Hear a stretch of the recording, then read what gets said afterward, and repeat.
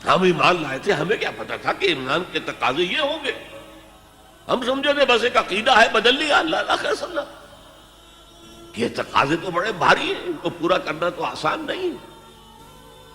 وہ جو اقبال کہتا ہے تو بچا بچا کے نہ رکھ اسے، تیرا آئینہ ہے وہ آئینہ کہ شکستہ ہو تو عزیز تر ہے نگاہ آئینہ ساز میں. جان اور مال بچاؤ نہیں، خرچ کرو. آئینہ ٹوٹا ہوا کس کو پسند آتا ہے؟ اللہ کو تو تمہاری ٹوٹی ہوئی لاش زیادہ پسند ہے بنسبت تمہارے زندہ وجود کے. حضرت حمزہ کی لاش جب آئی تھی حضور کی نگاہوں کے سامنے، ناک کٹی ہوئی ہے، کان کٹے ہوئے ہیں، پیٹ چاک کر کے کلیجہ چبایا گیا ہے. اللہ کی نگاہ میں اس کٹے پھٹے جسم کی جو قدر ہوگی اس کا ہم اندازہ نہیں کر سکتے. تو بچا بچا کے نہ رکھ اسے، تیرا آئینہ ہے وہ آئینہ کہ شکستہ ہو تو عزیز تر ہے نگاہ آئینہ ساز میں. آئینہ ساز اللہ ہے. تو ایک تو دشمنی ہو جاتی تھی رسول سے، اور اس میں ایک خاص واقعہ میں آپ کو بتا دوں.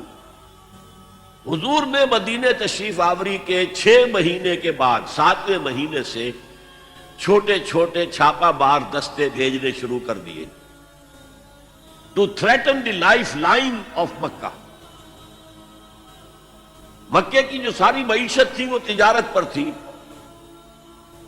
اور اگر آپ تاریخی حیثیت سے جاننا چاہیں کہ یہ لنک بن گئے تھے trade between east and waste.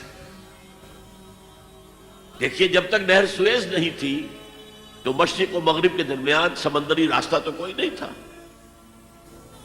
ابھی 1498 جب آئے گا کوئی 1000 برس کے بعد، تب وہ راستہ جو ہے ملے گا انسان کو کہ round the Cape of Good Hope Africa کی جنوب تک جا کے پھر جاؤ تو مشرق کا راستہ کھلا ہے. تو ہوتا کیا تھا، یورپ سے سامان تجارت آیا اور شام کے ساحل پر اتر گیا. ادھر ایسٹ انڈیز سے جاوا، سماٹرا، ہندوستان، چائنا، ادھر سے مال آیا سمندر کے راستے سے اور یمن کے ساحل پر اتر گیا. And between these 2 points caravans of the Quraysh, they were going to and fro. جنوب میں گئے، سردیوں کے زمانے میں وہ جاتے تھے جنوب میں، گرمی کم ہوتی تھی یمن کی طرف. وہاں سے مال اٹھایا اور چلے اب شام تک پہنچ کر شام کے ساحل پر پہنچا دیا.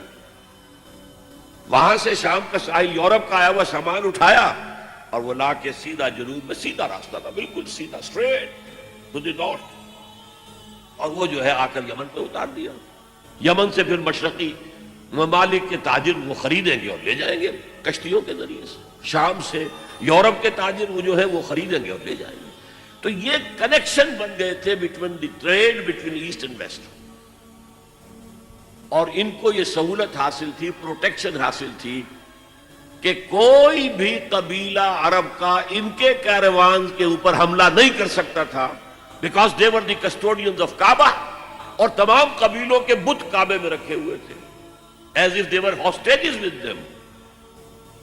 کوئی قبیلہ ان کے خلاف جارحیت کرے گا تو وہ اس کے بت کی گردن مروڑ کر باہر پھینکیں گے. اس وجہ سے انہیں اس پوری تجارت کے اندر، اور ان کی جو مالی حیثیت بہت بہتر تھی قریش کی بقیہ پورے عرب سے، اس کا سبب یہ تھا. اب حضور نے کیا کیا؟ اسے تھریٹن کیا. We are very much here now. This can be called the economic blockade of Mecca. یہ تھا پھر جس کے نتیجے میں، اچھا اس وقت تک قرآن مجید میں قتال کا حکم نہیں آیا تھا. یہ حضور کی اپنی تدبیر تھی، اپنا اجتہاد تھا. تو وہ کہتے ہیں دیکھو جی ابھی قرآن میں تو حکم آیا نہیں، یہ تو کچھ ایڈونچرس آدمی معلوم ہوتے ہیں، ایمبیشس آدمی معلوم ہوتے ہیں، انہوں نے ہمیں مصیبت میں ڈال دیا. پھر ان کا کہنا یہ تھا کہ بھائی دعوت سے، تبلیغ سے، نصیحت سے، ٹھنڈی ٹھنڈی باتوں سے اپنی بات پھیلاؤ. یہ کیا چھیڑنا قریش کو کہ پھر جنگوں کا آغاز ہو جائے. اندر تو تھی اپنی بزدلی، لیکن اس کے اوپر ردے چڑھ رہے تھے فلسفے کے. جیسے ہم کہتے ہیں کہ اگر کسی کو گڑ دے کر مارا جائے تو زہر ضرور دینا ہے. تو اس اعتبار سے وہ حضور سے بھی اپنے دل میں عداوت محسوس کرنے لگے اور یہ جو مسلمان ہیں یہ فینیٹکس، یہ پاگل، یہ جذباتی لوگ، یہ نہ دائیں دیکھتے نہ بائیں دیکھتے ہیں، نہ سامنے کے خطرات نہ پیچھے کے حالات، نہ انہیں اپنے بیوی بچوں کا کوئی خیال ہے، کچھ بھی نہیں، اور یہ فوراً کھڑے ہو جاتے ہیں، چل پڑتے ہیں، فوراً لبیک کہتے ہیں۔ جب یہ لبیک کہتے ہیں تو ہم نمایاں ہو گئے نا، اگر سب بیٹھے رہتے تو ہم بھی انہیں میں شامل رہتے۔ اس وجہ سے پھر وہ عداوت کا درجہ ان کے اندر پیدا ہو گیا۔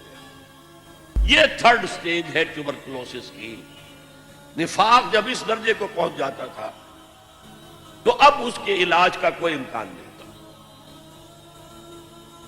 یہ ہے غیر شعوری نفاق۔ وہ اپنے آپ کو مسلمان سمجھتے تھے، مسلح سمجھتے تھے، تو یہ پھیلا رہے محمد اور اس کے ساتھی صلی اللہ علیہ وسلم، خامخواہ چیلنج کر رہے ہیں قریش کو۔ یہ انداز جیسے کہ سورہ بقرہ کے دوسرے رکوع میں ہے، وَإِذَا قِيلَ لَهُمْ لَا تُفْسِدُوا فِي الْأَرْضِ قَالُوا إِنَّمَا نَحْنُ مُصْلِحُونَ۔ جب ان سے کہا جاتا تھا دیکھو اللہ کے دین کو قائم کرنے کے لیے ایک جمعیت فراہم ہوئی ہے، اس کے امیر محمد ہیں صلی اللہ علیہ وسلم، اور اب عالمی اصلاح کا ایک پروگرام پیش نظر ہے، تم اس جماعتی زندگی میں رکھنا ڈال رہے ہو تو گویا کہ فساد مچا رہے ہو۔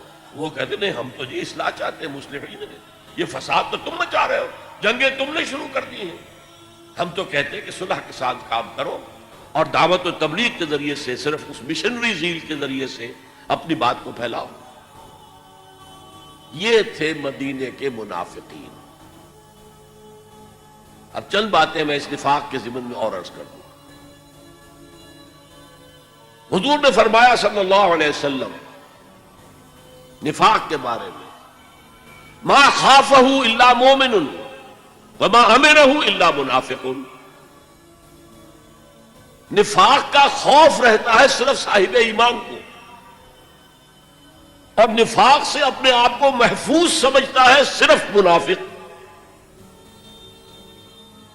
صاحب ایمان کو ہمیشہ اس فکر میں رہتے تھے ہم سے کوئی کمزوری ظاہر نہ ہو جائے، مال اور اولاد کی محبت کہیں ہمارے قدم نہ روک لے، کہیں اللہ کے ہاں ہمارا شمار منافقین میں نہ ہو جائے۔ کوئی چھوٹی سی تقصیر ہو گئی تو وہ بھی انہیں معلوم ہوتا تھا کہ جیسے پہاڑ ان کے سروں پر آ گیا ہے۔ حضور نے فرمایا کچھ لوگ ایسے ہوتے ہیں کہ اگر گناہ کر بیٹھتے ہیں تو ایسے محسوس کرتے ہیں کہ پہاڑ تلے آ گئے، اتنا بوجھ، اتنا احساس کے اوپر ثقل۔ اور کچھ لوگ ایسے ہوتے ہیں کہ بڑے سے بڑا گناہ کر کے بس اتنا سا احساس ہوتا ہے کہ ناک پر مکھی بیٹھ گئی تھی، ہم نے یوں کیا اڑا دیا، بس اتنا احساس۔ وہ ضمیر نام کی اندر شے وہ بتاتی تو ہے تم نے غلط کام کیا، اس سے زیادہ نہیں، مکھی اڑا دی، خلاص۔ تو ما امنہ الا منافق، نفاق سے اپنے آپ کو محفوظ اور معمون سمجھتا ہے صرف منافق۔ یہ غیر شعوری نفاق ہے نا، وہ نہیں بات جانتا کہ میں منافق ہوں، وہ تو کہتا ہے میں مسلم ہوں، میں محمد کے پیچھے نمازیں پڑھتا ہوں صلی اللہ علیہ وسلم، میں روزے رکھتا ہوں، اگرچہ طبیعت تو نہیں چاہتی لیکن کیا کروں، جبراً زکوٰۃ بھی دے دیتا ہوں تاکہ مسلمانوں میں شمار تو رہے۔ تو وہ تو اپنے آپ کو مسلمان سمجھتا تھا منافق۔ تو ما امنہ الا منافق وما خافہ الا مومن، مومن کو خوف رہتا ہے کہ کہیں میں نفاق کی سرحدوں کے اندر داخل نہ ہو جاؤں۔ هي الحلقات تحفظني بآيات من القرآن، هي الحلقات تملأني بحب المصطفى العدنان.